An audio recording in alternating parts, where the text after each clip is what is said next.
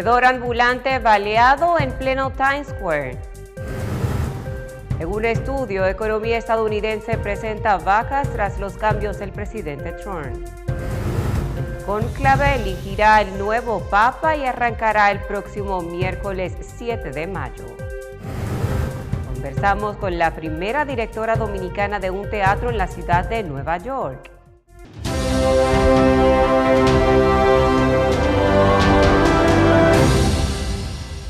Saludos, gracias a todos ustedes por acompañarnos en nuestra emisión de Noticias al Día. Como siempre, Fanny Luna comparte con todos ustedes las principales informaciones. Un vendedor se recupera en el hospital tras ser baleado a tempranas horas de este miércoles en pleno Times Square. La policía indicó que la víctima fue trasladada al hospital Bellevue en condiciones estables con herida de bala en el brazo derecho. No se ha revelado la descripción del sospechoso y la investigación continúa. Parte de la zona fue cerrada, el tráfico en esta localidad y los vehículos fueron desviados a la Séptima Avenida.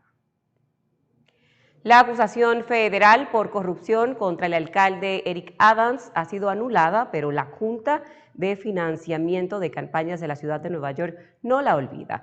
La Junta seguirá negando a la campaña de reelección de Adams $4 millones en fondos públicos de contrapartida debido a una acusación, ya que aún tiene motivos para creer que él y su equipo infringieron diversas leyes federales y locales a pesar de la controvertida desestimación de su caso. En las comunicaciones de mediados de abril, la Junta también le comunicó por primera vez a Adams que cree que sus campañas del 2021 y del 2025 infringieron diversas leyes federales y locales en relación con eventos de recaudación de fondos que han suscitado la preocupación de donantes falsos, pero que no se mencionaron en su acusación. Unos cheques de reembolso por inflación serían enviados a los habitantes de Nueva York una vez que se alcance un acuerdo en el presupuesto estatal, anunció la gobernadora Kathy Hochul. El reembolso se habría anunciado originalmente en diciembre, pero estaba sujeto a la aprobación del nuevo presupuesto por la legislatura estatal. Más de 8 millones de neoyorquinos recibirán hasta $400 por familia, según la gobernadora. La economía estadounidense acaba de tener su peor trimestre desde el 2022, ya que los importantes cambios de la política del presidente Donald Trump inquietaron a los consumidores y a las empresas. El Producto Bruto Interno, que se mide en todos los bienes y servicios producidos en la economía, registró una tasa de anualidad de menos 0,3% en el primer trimestre, dijo el Departamento de Comercio. Seguimos hablando del presidente Donald Trump. Lanzó un mensaje desafiante contra las decisiones judiciales que han frenado varias de sus medidas, especialmente en materia migratoria y gestión interna. Durante un evento celebrado en el estado de Michigan para conmemorar sus primeros 100 días del segundo mandato, aseguró que nada detendrá su objetivo de mantener seguro a los Estados Unidos. Trump acusó a los jueces que han bloqueado a varias de sus políticas y de ser comunistas y radicales de izquierda, y los responsabilizó de interferir en funciones que, según él, son exclusivas del Ejecutivo. Autoridades de la ciudad de Atlanta inauguraron este martes un controvertido centro de entrenamiento policial que generó masivas protestas.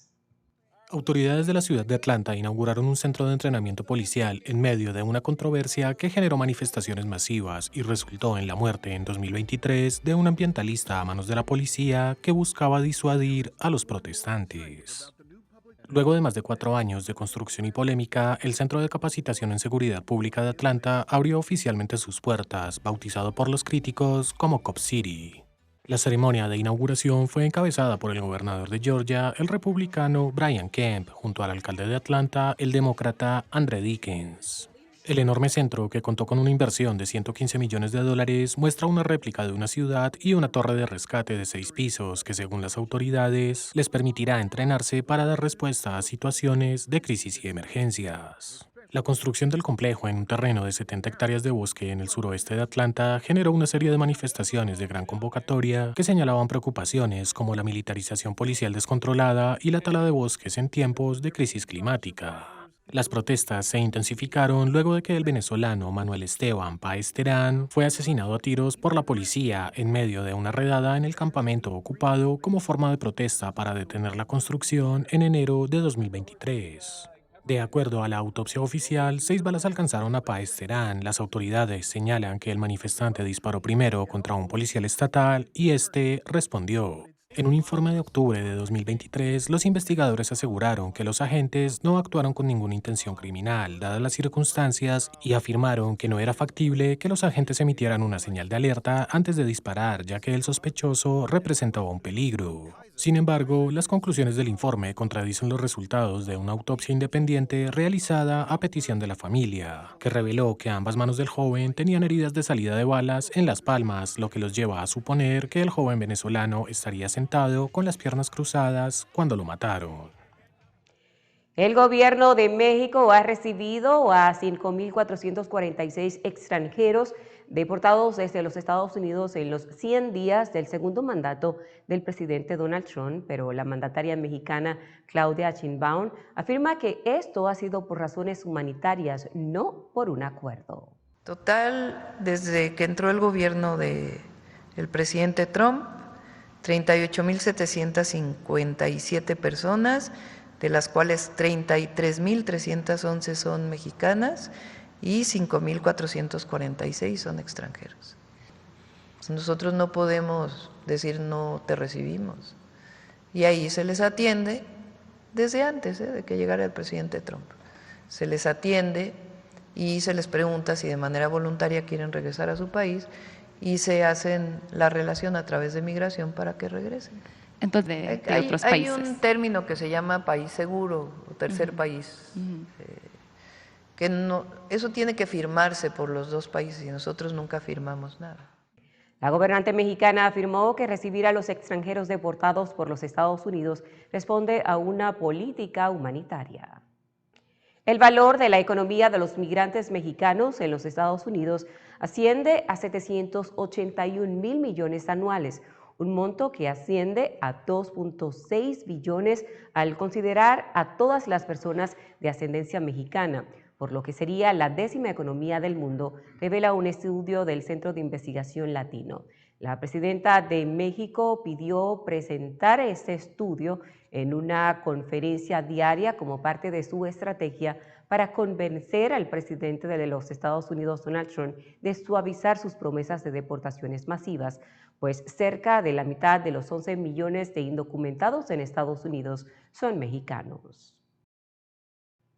Fin a la acogida en el norte de Chile y reconducción a Bolivia de migrantes irregulares. En la vulnerable frontera de Colchane entre Chile y Bolivia, el gobierno chileno endureció su política migratoria cerrando centros de acogida y aplicando un protocolo que reconduce a migrantes irregulares hacia Bolivia. Organizaciones alertan sobre riesgos para los migrantes y posibles efectos negativos, mientras la migración irregular sigue aumentando exponencialmente en el país. Roberto ingresó a Chile la madrugada del 19 de marzo por uno de los muchos accesos irregulares del desierto altiplánico a temperaturas casi bajo cero, sin agua ni comida, tras 4 horas de camino por el extenso humedal que separa ambos países, engañado por los coyotes. Con Chile no le recomiendo sinceramente a nadie que pase por esa trocha a las 2 de la madrugada, mucho menos con niños. No tienen ni idea de cuánta gente salió llorando de ahí pensando que se iba a morir en esa trocha, porque pasamos por agua putrefacta, podrida. Un mes antes había cruzado también por un paso irregular y procedentes de Venezuela Indiana García, su marido y su bebé de 2 años. Fue horrible cuando pasé por una zanja, por Bolivia, por Bolivia. Pasé por una zanja y traía bolsos, a mi bebé cargado. Y como la altura, uno como que se ahoga. Y ahí me estaba dando como algo. Y el niño mío también, porque yo lo traía todo con gorro, guantes, polera, de todo. Y él venía así como... Y pasamos corriendo. cuando pasamos corriendo porque veníamos mi familia y otra familia. Entre 30 o 40 personas, según fuentes de la Policía de Investigaciones PDI, cruzan cada día desde Bolivia por este punto no habilitado cuando cae el sol, acompañados de coyotes, con la esperanza de encontrar en Chile un futuro mejor. Hacemos nuestra habitual pausa comercial. Al regreso seguimos con más información. Usted quédese ahí. En las tiendas LeBron te ofrecemos todos los utensilios para tu cocina profesional. Contamos con el mejor servicio de entrega. Llámanos ya en New York al 212-942-8258 y en Orlando, Florida al 407-933-0555 o visita nuestra página web www.lebronrestaurantsupply.com. En las tiendas LeBron, tu cocina profesional es nuestra especialidad. Su velocidad le puede parecer lenta al manejar, pero si atropella a alguien, es espantosamente rápida. Conductores, estén pendientes de los peatones y ciclistas y al doblar reduzca la velocidad a 5 millas por hora.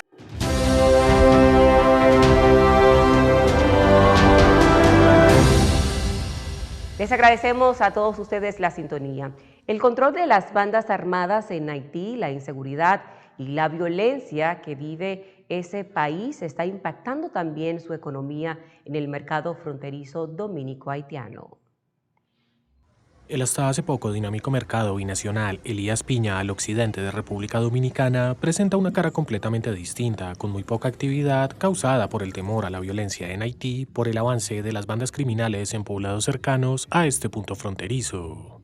Como en los otros pasos limítrofes entre Haití y República Dominicana, lunes y viernes, las autoridades abren los portones para que comience el enorme flujo de quienes ingresan al mercado para comprar diversos productos que abastecen Haití. Sin embargo, en los últimos días, la situación ha cambiado debido a la grave amenaza de seguridad nacional en el país caribeño, según admitió el canciller dominicano Roberto Álvarez, durante la sesión del Consejo de Seguridad de la ONU para dar seguimiento a la crisis en ese país, donde más de 5.600 personas murieron el año pasado como consecuencia de las acciones de bandas criminales. Los miembros del Cuerpo Especializado en Seguridad Fronteriza Terrestre de República Dominicana se mantienen atentos. Es evidente que la vigilancia se ha reforzado en Elías Piña, pues en el puesto limítrofe cada haitiano que ingresa al vecino país es rigurosamente revisado para asegurar que no ingrese ningún objeto prohibido. Los comerciantes del mercado esperan sin mucho optimismo que las condiciones mejoren, al tiempo que relatan cómo sus ventas han disminuido en algunos casos hasta cero. Viven en constante temor de que las bandas armadas en muchos casos incluso lleguen a acabar con sus vidas, aunque de otro lado también dicen sentir un poco de respaldo por el ejército y el muro fronterizo binacional.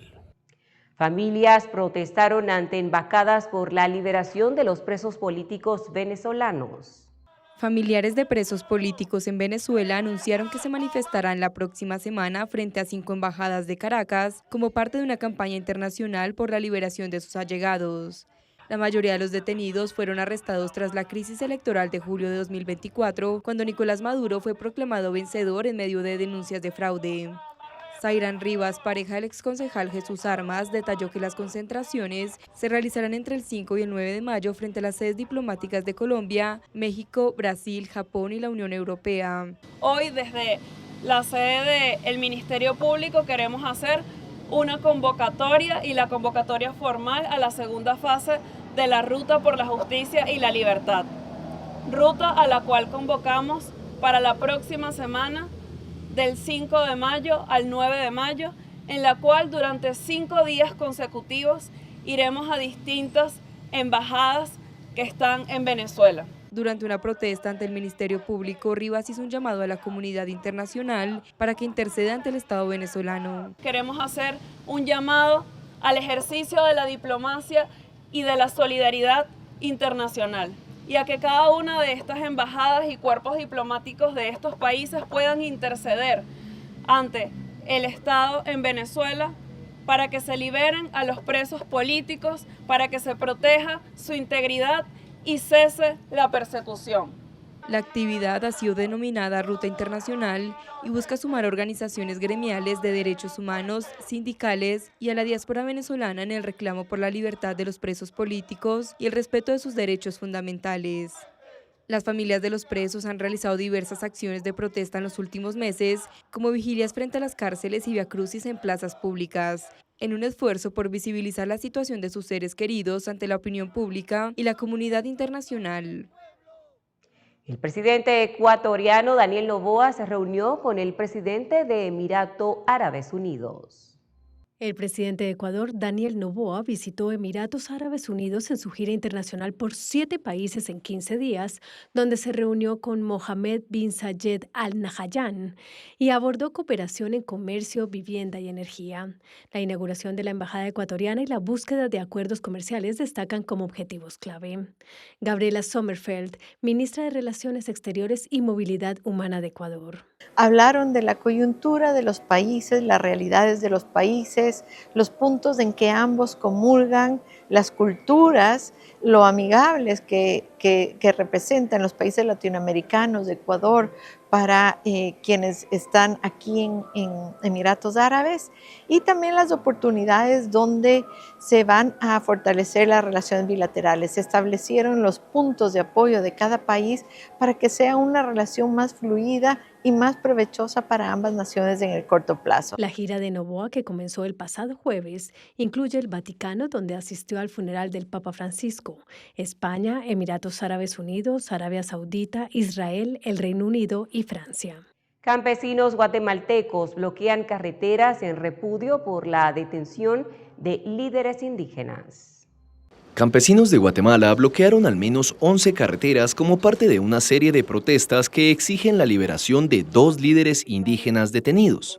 Los bloqueos se han registrado en diversas zonas del país como respuesta a la detención de Luis Pacheco, viceministro de Energía y Minas, y Héctor Chaclán, ambos acusados por el Ministerio Público de terrorismo y otros delitos relacionados con su participación en marchas de 2023.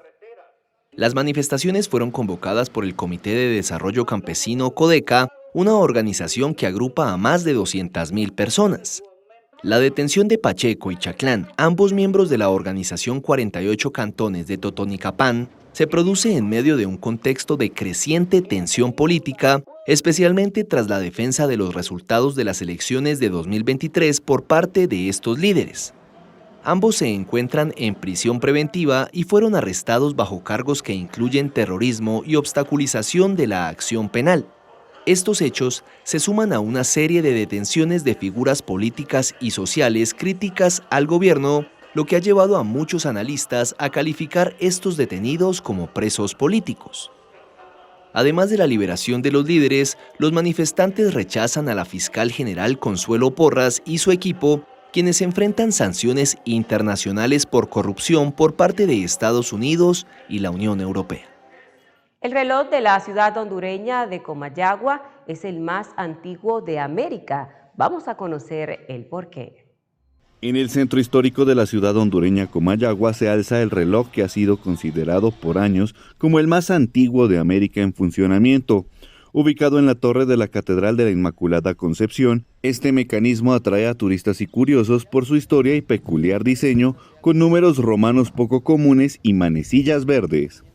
Según el guía turístico Eber Villanueva, el reloj fue construido por los árabes en el sur de España en 1100 y llegó a Honduras en 1636, instalado inicialmente en la iglesia de la Merced. Cuando la reina Isabel mandó a Colón a la conquista de América, se reparten el botín de guerra. El reloj que nosotros tenemos le tocó al duque de Cocentaina. El obispo que nombran en Comayagua, a Fray Jerónimo de Corella, era sobrino del duque y le dice: cuando tengas tu iglesia, te doy mi reloj de la Alhambra para que lo instales en ella. Villanueva también afirmó que en 2012 se realizó una investigación que lo posicionó como el reloj en funcionamiento más antiguo del mundo, superando al de la Catedral de Salisbury en Reino Unido. Aunque la afirmación no cuenta con respaldo documental, en Comayagua el mecanismo es motivo de orgullo local y parte central de su oferta turística. Cada 31 de diciembre, centenares de personas se reúnen en la plaza central de la ciudad para recibir el Año Nuevo al ritmo del reloj, que continúa marcando las horas desde lo alto del campanario como un símbolo del pasado colonial y la tradición viva de Comayagua. La presidenta de México, Claudia Sheinbaum, afirmó que el país entregará agua hasta donde se pueda a los Estados Unidos como parte del acuerdo al que llegaron el lunes para cumplir y resolver la polémica sobre el Tratado de Aguas de 1944. Primero se hizo una revisión por parte de las áreas técnicas de cuánta agua hay disponible en las presas para poderlo conocer. Y después, vamos a decirlo, se entrega la cantidad de agua hasta donde se puede. Porque nosotros, y entonces se pactó una entrega de agua dentro de los márgenes posibles y viables, una reunión anual para hacer una revisión. Entonces, todos estuvimos de acuerdo y en ese sentido pues fueron varias semanas de trabajo para poder encontrar pues un esquema que pueda dar el agua a Estados Unidos que debíamos, pero que no nos ponga en riesgo a nosotros. Entonces, lo que se puede y hasta donde se puede, como diría Juárez. El Tratado de Aguas establece que México debe entregar cada quinquenio cerca de 2.160 millones de metros cúbicos a los Estados Unidos por los ríos que comparten en la frontera, mientras los mexicanos se quedan con 9.250 millones de metros cúbicos, casi 4 veces más. El cónclave que arranca el próximo miércoles 7 de mayo para escoger al nuevo Papa después de la muerte del pasado 21 de abril del Papa Francisco será el más internacional de la historia, con representantes de 71 países diferentes de los 5 continentes y una media de edad que ronda los 72 años. El pontífice argentino, que eligió cerca del 80% de los cardenales que escogerá a su sucesor, dejó un grupo variado con representación de todos los continentes y en el que se estrena una docena de países. El colegio cardenálico está formado por un total de 252 cardenales, de los cuales 135 son electores y 117 no electores porque superan los 80 años. Dentro de la capilla, la media de edad en los cardenales rondan los 72 años y el grupo contará con hasta 15 por debajo de los 60 años. El más veterano en participar será precisamente un español, Carlos Osorio Sierra, de 79 años, que cumplirá los 80 el próximo 16 de mayo y que fue nombrado por el cardenal Francisco, mientras que el más joven será el australiano por adopción Mikola Vikot, de 45 años, originario de Ucrania, obispo eparquial de los Santos Pedro y Pablo de Melbourne de los ucranianos. Pakistán presenta dificultades para repatriar a diplomáticos desde la India luego del atentado en el que murieron varios turistas. En la Cachemira India, 48 destinos turísticos han cerrado indefinidamente tras el ataque terrorista el pasado día 22 que causó la muerte de 26 turistas en uno de los populares sitios de la región y a su vez desencadenó una escalada diplomática con Pakistán. La decisión de cerrar estas atracciones turísticas, que incluyen lugares pintorescos conocidos como Yousmar, Dod Patri y el Valle de Bangus, se ha tomado con el fin de evitar que se repita un incidente similar. También, según ha informado un funcionario de turismo, las comunicaciones de inteligencia artificial han revelado que los terroristas están planeando más ataques y por ello se ha procedido al cierre, ya que la seguridad de los turistas es lo primordial. El ataque terrorista tuvo lugar en la pintoresca pradera de Baisaran, en Pahalgam, un destino popular tanto para viajeros nacionales como internacionales. Hombres armados, que según la India eran militares patrocinados por Pakistán, abrieron fuego contra un grupo de turistas y un trabajador local, lo que resultó en la muerte de 25 ciudadanos indios y uno nepalí. El problema es que este tipo de lugares, según han declarado las autoridades, son muy turísticos, pero a la vez carecen de infraestructura de seguridad sólida, lo que los convierte en objetivos de ataque. Nos vamos a cumplir con nuestros patrocinadores. Al regreso, más de Noticias al Día. En las tiendas LeBron te ofrecemos todos los utensilios para tu cocina profesional. Contamos con el mejor servicio de entrega. Llámanos ya en New York al 212-942-8258 y en Orlando, Florida al 407-933-0555 o visita nuestra página web www.lebronrestaurantsupply.com. En las tiendas LeBron, tu cocina profesional es nuestra especialidad. Su velocidad le puede parecer lenta al manejar, pero si atropella a alguien, es espantosamente rápida. Conductores estén pendientes de los peatones y ciclistas y al doblar reduzca la velocidad a 5 millas por hora.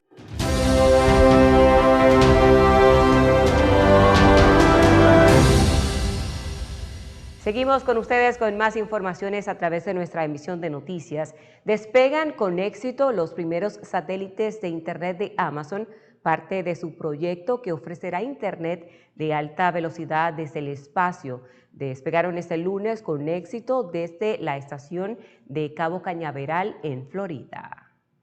Los primeros satélites de banda ancha del proyecto Kuiper de Amazon despegaron con éxito este lunes desde Cabo Cañaveral, Florida. El lanzamiento puso en órbita un lote de 27 satélites a bordo de un cohete de United Launch Alliance después de un retraso causado por condiciones climáticas. Esta misión es la primera de un total de 46 que United Launch Alliance realizará para desplegar gran parte de la constelación de satélites de Amazon. En los próximos años se emplearán cohetes Atlas y Vulcan para complementar el despliegue de más de 3.200 satélites en órbita terrestre baja. El proyecto Kuiper busca ofrecer Internet de alta velocidad y baja latencia a nivel global, compitiendo directamente con servicios como Starlink de Elon Musk, OneWeb y SpaceX de China. Amazon planea invertir hasta $10 millones en esta ambiciosa iniciativa. La Comisión Federal de Comunicaciones ha dado plazo a Amazon hasta julio de 2026 para lanzar al menos la mitad de su constelación. Los satélites lanzados ahora presentan mejoras respecto a los prototipos de la misión Protoflag de 2023, con avances en sistemas clave como los procesadores y los paneles solares, optimizando su rendimiento en el espacio. La Feria del Libro de Bogotá rinde homenaje a Almudena Grandes, una referente de escritores. La Feria del Libro de Bogotá inició sus homenajes a figuras destacadas de la literatura española con un emotivo conversatorio dedicado a Almudena Grandes, fallecida en 2021. Su obra fue reconocida como fundamental para la reconstrucción de la memoria histórica de la posguerra española.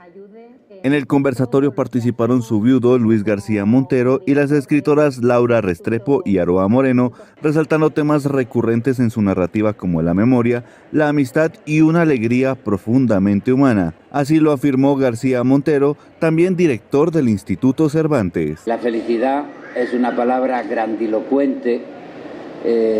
Siempre hay cosas que no te permiten sentirte completamente feliz y que la palabra alegría está más pegada a la piel.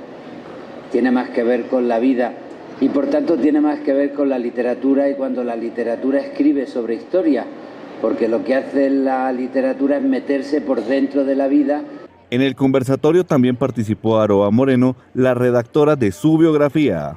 Y Almudena estaba ahí, no solo como escritora, ¿no? También ocupaba un espacio público, tenía una voz pública, era una mujer comprometida políticamente y estaba en todos esos lugares que a mí me han interesado siempre, porque yo soy periodista y bueno, pues yo cuando la leía a ella es que ni me atrevía a pensar que pudiera escribir una novela en ningún momento. Este homenaje fue apenas el inicio de una serie de tributos en la Filbo a grandes figuras literarias de España, país invitado de honor este año.